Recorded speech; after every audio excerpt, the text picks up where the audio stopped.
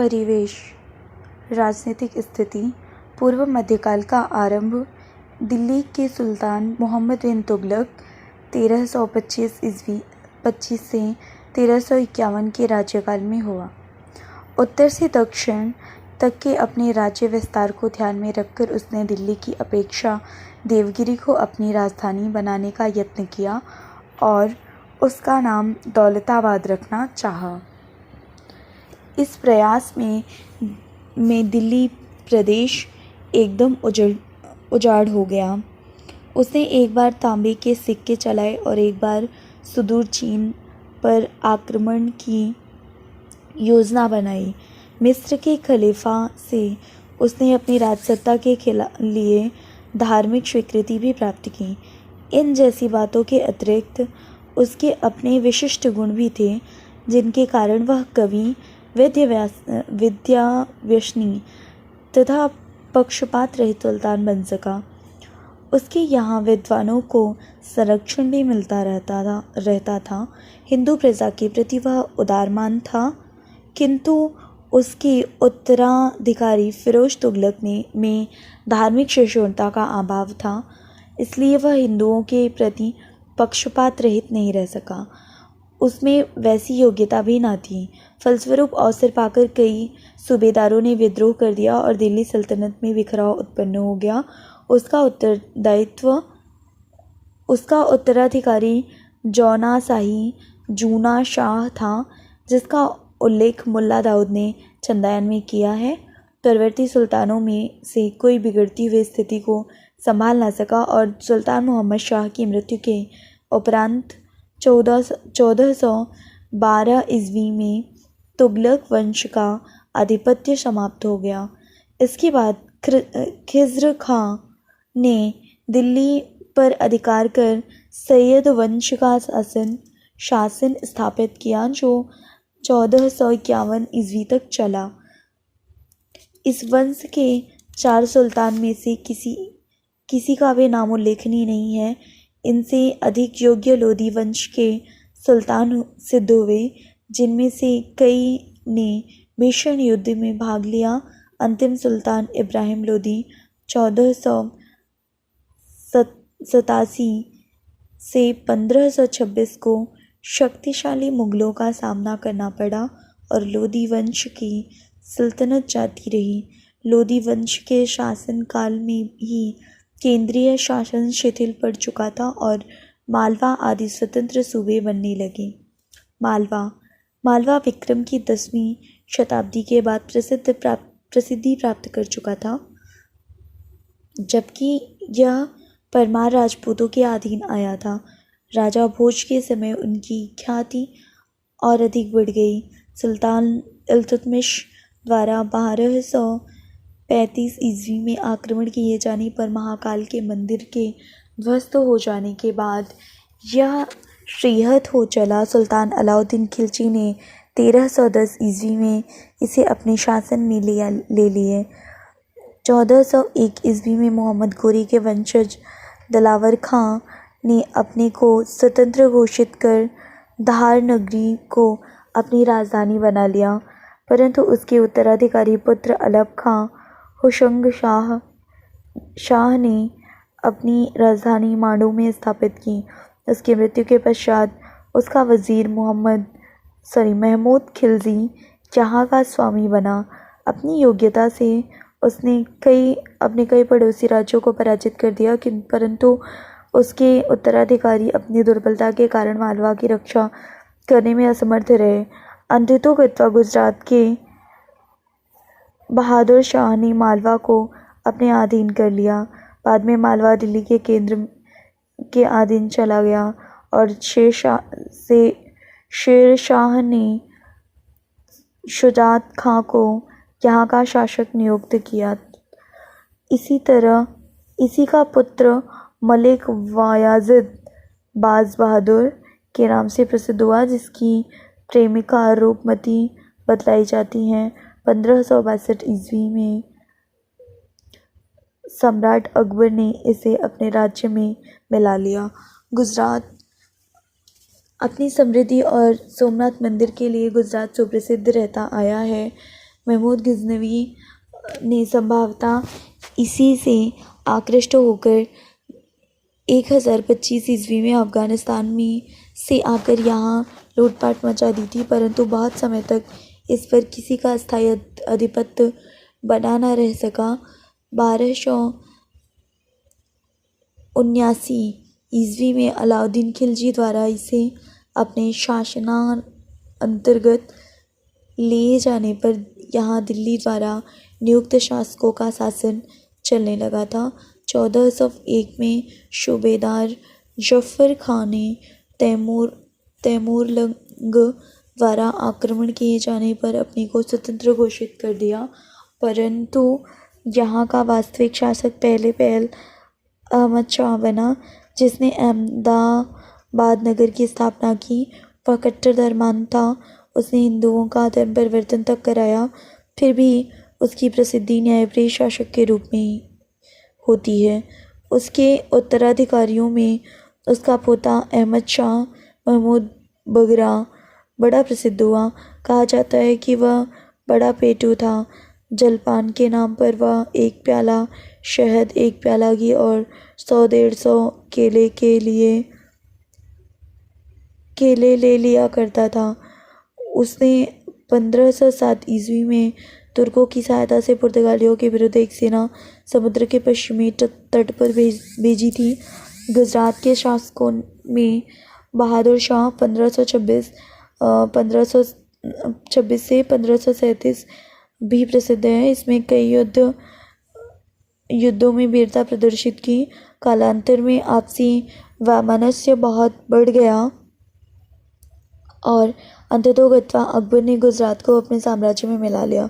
जौनपुर को फिरोज शाह तुगलक ने अपने चचेरे भाई जूना शाह के स्मारक स्वरूप गोमती नदी के किनारे बसाया था।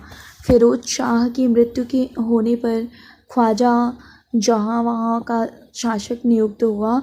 महमूद तुगलक ने उसे मलिकशर्क की पदवी प्रदान की। इससे प्रोत्साहन पाकर उसने कई प्रमुख केंद्रों पर आक्रमण कर दिया। अंत में उसने विद्रोह कर अपने को अलावक-ए-आज़म कहना आरंभ कर दिया। शमशुद्दीन इब्राहिम शाह शर्की उससे भी अधिक सफल शासक सिद्ध हुआ। महमूद तुगलक तक ने उससे सहायता की याचना की थी। वह कला और साहित्य का बड़ा अनुरागी था।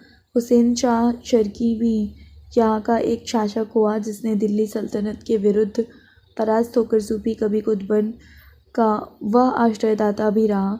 उसके बाद जौनपुर के कई सूफी आश्रयविहीन होकर मालवा से बंगाल तक फैल गए। विद्यापति ने कीर्तिलता में जौनपुर का रोचक वर्णन किया। बंगाल दिल्ली से दूर होने के कारण कई बार आक्रमण करके भी मुस्लिम आक्रमणकारी बंगाल में टिक नहीं पाते थे। समय समय पर केंद्र के प्रति यहाँ विद्रोह अग्नि भड़कती रहती थी। शासकों द्वारा अपने को स्वतंत्र घोषित किए जाने की दशा में उनका प्रजा से मिलकर रहना आवश्यक हो जाता है। फलस्वरूप इस प्रदेश में हिंदू मुस्लिम वैमनस्य फैलने के अवसर कम ही आ पाते थे। सुल्तान मोहम्मद बिन तुगलक के शासनकाल में कभी कभी भेंट भेज दिए जाने पर अपने यहाँ स्वतंत्र सुल्तान जैसा व्यवहार करते थे। अलाउद्दीन हुसैन शाह 1493 से 1519 अपने शासनकाल में इतना लोकप्रिय हुआ कि भावी आधिपत्य जमाने में उसके वंशज को कोई कठिनाई नहीं हुई। संगठनकर्ता के रूप में वह बहुत सफल था। जनता के लिए उसने कई संस्थाएं स्थापित की तथा विद्वान और धार्मिक पुरुषों को सहायता देनी आरंभ की। सत्यपीर संप्रदाय चलाने का भी श्रेय उसे प्राप्त हुआ, जिसका प्रधान उद्देश्य हिंदू मुस्लिम एकता स्थापित करना था। उसका पुत्र नसरत शाह भी सफल शासक रहा, किंतु हुसैन शाही शासकों के बाद बंगाल में कोई टिक न सका।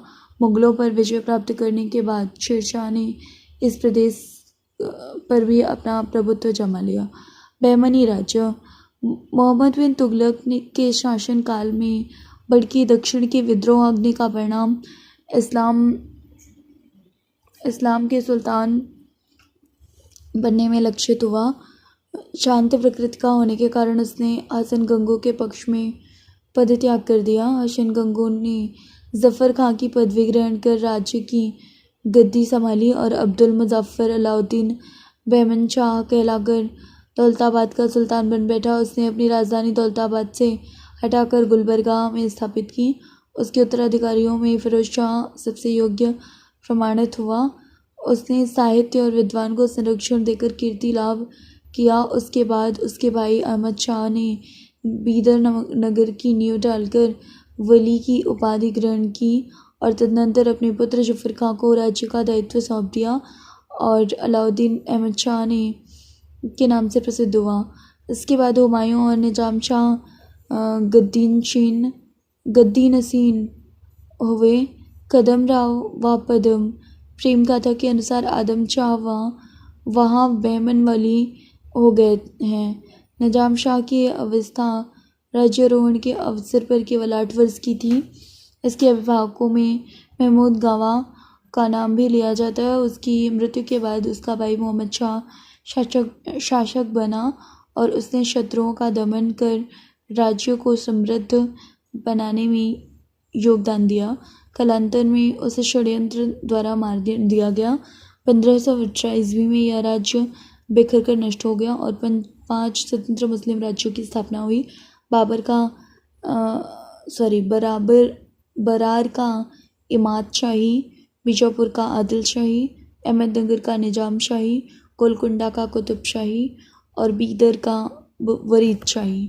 अंत में ये सभी मुग़ल साम्राज्य में अंतर्भुक्त हो गए।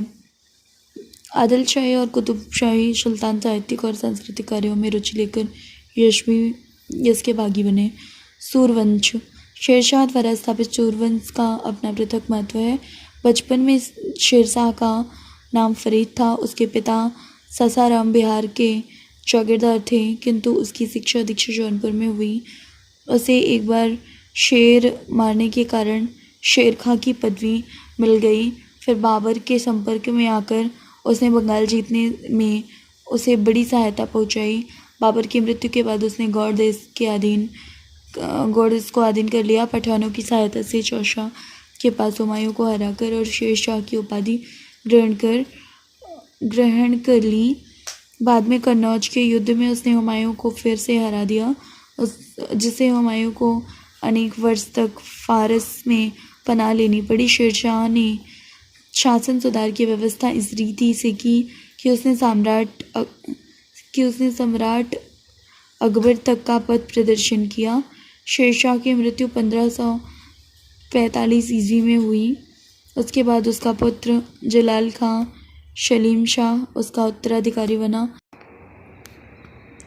उसे कई विद्रोहों का सामना करना पड़ा और 1554 ईस्वी में उसका देहावसान हो गया। हुमायूं ने बिगड़ती हुई दशा का लाभ उठाकर उसी वर्ष भारत पर आक्रमण कर लाहौर को हस्तगत कर लिया। सूरवंश के अंतिम सुल्तान सिकंदर शाह के सरहिंद में हार जाने पर हुमायूं बादशाह बन बैठा। मुगल वंश तैमूर लंग की 5वीं पीढ़ी में उत्पन्न जहीरुद्दीन मोहम्मद बाबर वास्तव में तुर्क वंशी था, मुगल नहीं। मातृकुल के नाते वह चंगेज़ खां का सगा संबंधी हो सकता था, परंतु मुगलों के प्रति उसमें सद्भाव का अभाव सा था। संयोगवश वह उन सम्राटों का पूर्व पुरुष बन गया जिन्हें मुगल कहकर स्मरण किया जाता है। उसके पिता फरगाना रूसी तुर्किस्तान के एक छोटे से राज्य के अधिपति थे। उनकी मृत्यु के समय बाबर 12 वर्ष का बालक था। इसी अवस्था में वह उत्तराधिकारी बना। अपने शत्रुओं का वह दृढ़तापूर्वक सामना करता रहा और इसी बीच उसने समरकंद को जीतकर अपने राज्य में मिला लिया। उज़्बेक अमीरों द्वारा अपदस्थ किए जाने पर वह भारत की ओर उन्मुख हुआ और काबुल को जीतकर समरकंद को फिर अधिकृत करने की कोशिश की, किंतु असफलता ही उसके हाथ लगी। छोटे मोटे आक्रमणों द्वारा वह भारत की स्थिति का अध्ययन करता रहा। दिलावर खां का आमंत्रण पाकर उसने 1526 ईस्वी में पानीपत युद्ध में विजय प्राप्त कर ली। प्रसिद्ध है कि सैयदपुर वाली लड़ाई के अवसर पर गुरु नानक देव पकड़े जाकर उसके सम्मुख उपस्थित किए गए। दूसरे ही वर्ष राणा सांगा को पराजित कर उसने अपनी स्थिति सुदृढ़ बना ली और चंदेरी दुर्ग पर कब्जा कर लिया। उसके बाद घाघरा वाली लड़ाई में पठानों को पराजित कर उसने अपनी विजय पताका फहराई। उसने राज्य व्यवस्था को सुधारने की योजना भी बनानी चाहिए, किंतु शाहजादे हुमायूं की रुग्णता के कारण उसकी मनोकामना अधूरी रह गई। कहते हैं कि वह रोगशैया की 3 बार परिक्रमा कर स्वयं रोगी बन गया और शाहजादा 3 दिनों के भीतर ही निरोग होने लगा। फिर बाबर उठ न सका। उसकी मृत्यु के तीसरे दिन हुमायूं 1530 ईस्वी में बादशाह बन गया। बाबरनामा लिखकर अपनी कुशल लेखनी का परिचय दिया। यह मात्र आत्मचरित नहीं, तत्कालीन परिस्थिति और वातावरण का परिचायक ग्रंथ भी है। बाबर द्वारा लिखित एक दीवान का भी पता चलता है जिसमें उसकी काव्य प्रतिभा की चमक है। कहते हैं कि बाबर ने हुमायूं से वचन ले लिया था कि वह अपने परिवार के प्रति सद्भावनापूर्ण निष्ठा रखेगा, जिसका पालन वह आजीवन करता रहा, परंतु इसका अनुकूल परिणाम नहीं हुआ। सेना के सिपाहियों में भी कलह रहने लगी। इस स्थिति का लाभ बाहरी शत्रुओं ने उठाया। गुजरात के सुल्तान बहादुर शाह ने उसे युद्ध में घसीट लिया और बाद में शेरशाह द्वारा कन्नौज की लड़ाई में पराजित होकर वह फारस भाग गया। शेरशाह की मृत्यु के पश्चात उसने अपने राज्य को पुनः अधिकार में ले लिया। 1566 ईस्वी में पुस्तकालय की सीढ़ियों से उतरते समय अचानक उसके कानों में अजान की आवाज़ पड़ी। झुकते ही उसके पांव फिसल गए और वह नीचे गिर पड़ा। यह आघात प्राणांत सिद्ध हुआ। हुमायूं के मृत्यु के 17वें दिन उसके पुत्र जलालुद्दीन के नाम खुतबा पढ़ दिया गया। हुमायूं न केवल साहित्यकारों का सम्मान करता था, अपितु स्वयं भी काव्य रचना करता था। फिर भी वह उतना व्यवहार कुशल न था। राज्यभार ग्रहण करते समय अकबर 13 वर्ष का बालक था। उसका बचपन बैरम खां के संरक्षण में व्यतीत हुआ, जिसके समक्ष जौनपुर ही नहीं विद्रोही पठानों तक को झुकना पड़ा। कुछ ही दिनों में अकबर ने बैरम खां को दायित्व मुक्त कर दिया और शासन की बागडोर स्वयं संभाल ली। बंगाल, बिहार और गुजरात के विद्रोह को दबाकर उसने कश्मीर पर भी अपना झंडा फहरा दिया। साथ ही चित्तौड़, कालिंजर और गोंडवाना को सफल नहीं होने दिया। फतेहपुर सिकरी के किले का निर्माण भी इसी काल में हुआ। राज्य विस्तार और आंतरिक शक्ति का सुव्यवस्था के लिए वह सदा सचेष्ट रहा। देश को समृद्ध बनाने के साथ ही वह सामाजिक और सांस्कृतिक उन्नति के लिए भी यत्नशील रहा। उसके प्रमुख दरबारी नवरत्न के रूप में प्रसिद्ध थे, जिनमें फैजी, अबुल फजल, बीरबल, बदायूनी, तानसेन, रहीम आदि के नाम लिए जाते हैं। इनके सहयोग से उसके राज्य ख्याति दूर दूर तक फैली। वह शिक्षित न होकर भी उदार हृदय और व्यवहार कुशल था। उसने कला, संगीत, साहित्य और संस्कृति को यथेष्ट प्रश्रय और संरक्षण दिया। उसका राज्य 1605 ईस्वी तक रहा। अकबर का उत्तराधिकारी जहांगीर बना, जिसका बचपन का नाम सलीम था। उसने युवराज काल में पिता के विरुद्ध विद्रोह करना चाहा था, किंतु सफल न हो सका। वह न्यायप्रिय था और प्रजा के सुख दुख में उसकी रुचि थी। आगरा के किले की शाह बुर्ज और यमुना तट पर स्थित किसी प्रस्तर स्तंभ के बीच उसने इंसाफ की जांजीर बंधवा दी थी, जिसे बजाकर प्रजा बादशाह का ध्यान आकर्षित कर फरियाद कर सकती थी। जहांगीर ने शेर अफगन की हत्या करा के उसकी पत्नी मेहरुन्निसा को अपने हरम में रख लिया, जो आगे चलकर नूरजहां के नाम से विख्यात हुई। वह शासन व्यवस्था में भी भाग लेती थी। जहांगीर को बंगाल, मेवाड़ और दक्षिण की ओर युद्ध का आह्वान करना पड़ा तथा कांगड़ा पर विजय प्राप्त करने में उसे सफलता मिली। 1627 ईस्वी में उसकी मृत्यु हो गई। नूरजहां अपनी जामाता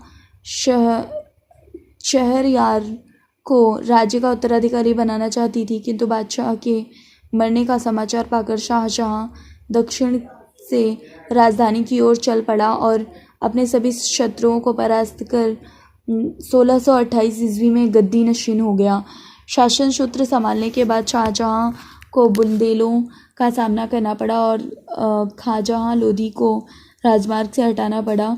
उसने दक्षिण की कई सल्तनतों को जीतकर अपने अधीन किया, जिसमें उसे औरंगजेब से भरपूर सहायता मिली, परंतु कंधार तक आधिपत्य स्थापित करने में उसे सफलता न मिल सकी। दारा शिकोह तथा उसकी सेना अपने अभियान में विफल रही। दक्षिण में सफलता प्राप्ति से उत्साहित होकर औरंगजेब दारा शिकोह के प्रति द्वेष भाव रखने लगा था। दारा का हिंदुओं के प्रति सद्भाव भी उसे पसंद न था। अपने मार्ग की बाधा समझकर महत्वाकांक्षी औरंगजेब ने क्रमशः अपने सभी भाइयों का अंत कर डाला और 1658 ईस्वी में शाहजहां को बंदी बना लिया। अपनी प्यारी बेगम मुमताज महल की मृत्यु के बाद शाहजहां ने यमुना के किनारे ताजमहल का निर्माण करवाया था। दारा की मृत्यु के उपरांत वह खिन्न रहने लगा था और पुत्री जहानारा की उसके स्नेहाकर्षण का केंद्र रह गई थी। उसका काला और साध है, साथ ही वह शूरवीर और कार्यकुशल भी कम न था। निष्कर्ष: इस प्रकार भारत भक्ति काल में भारत के राजनीतिक क्षेत्र में सन 1343 से 1643 तक की अवधि में दो प्रमुख मुस्लिम वंशों, पठान वंश और मुगल वंश का आधिपत्य बना रहा। इसमें लोधी, सैयद और तुगलक वंश के सुल्तान विशेषतः उल्लेखनीय हैं। इस काल में ऐसे वंशों के व्यक्ति भी समय समय पर होते आए जिन्हें किसी न किसी विद्रोह के फलस्वरूप अधिकार प्राप्त करने के न्यूनाधिक अवसर प्राप्त होते रहे। मोहम्मद बिन तुगलक को राज्य विस्तार के कारण अपनी राजधानी उत्तर से दक्षिण की ओर ले जाने की आवश्यकता अनुभव हुई और योग्य कर्मचारियों के अभाव में उसे यदाकदा विदेशियों तक से सहयोग एवं सहायता लेनी पड़ी। उसके बाद उसका पुत्र जलाल खां सलीम शाह उसका उत्तराधिकारी बना। उसे कई विद्रोहों का सामना करना पड़ा और दक्षिण की ओर ले जाने की आवश्यकता अनुभव हुई और योग्य कर्मचारियों के अभाव में उसे यदाकदा विदेशियों तक से सहयोग एवं सहायता लेनी पड़ी। फिर भी वह अपने उद्देश्य से अधिक सफल नहीं हो पाया। फिरोज शाह ने सुव्यवस्था को ध्यान में रखकर जागीर प्रथा को पुनः प्रचलित किया। अपने साम्राज्य का क्षेत्रीय विभाजन कर उसने प्रत्येक क्षेत्र में कई जिले स्थापित किए और उन्हें राज्य कर्मचारियों को सौंप दिया, परंतु न्याय व्यवस्था कुरान और हदीस पर ही अवलंबित रही। इन दोनों सुल्तानों ने सैन्य शक्ति की वृद्धि पर ध्यान रखते हुए इसका संचालन क्षेत्र अपने हाथ में रखा। मुगल बादशाह ने पूर्ववर्ती सुल्तानों से की शासकीय कमियों से सजग होकर उसने अपना बचाव किया और शासन व्यवस्था को सुदृढ़ बनाया।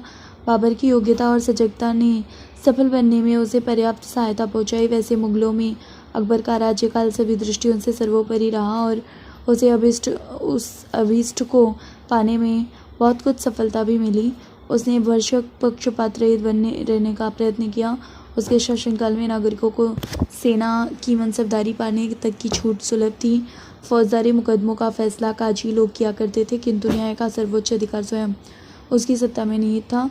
उसकी सेना तत्कालीन सभी उपकरणों से युक्त थी। सम्राट अपने अधिकार का दुरुपयोग कभी नहीं करता था। उसने शेरशाह की योजनाओं से भी लाभ उठाया था। जहांगीर और शाहजहां ने भी बहुत कुछ उसका अनुसरण किया। अलाउद्दीन खिलजी द्वारा प्रस्तुत की गई और शेरशाह द्वारा पुष्ट की गई सैन्य योजना तथा यातायात की सुव्यवस्था को अकबर ने भी किसी न किसी रूप में अपना लिया। मोहम्मद बिन तुगलक ने अपने राज्य काल में दोआबा क्षेत्रों में कर वृद्धि लागू करके जनता पर अतिरिक्त भार लाद दिया। नए सिक्के चलाकर उसने जनता के प्रति उदार भाव का प्रदर्शन करना चाहा, किंतु राजकोष पर इसका विपरीत प्रभाव पड़ा और असफलता ही हाथ लगी।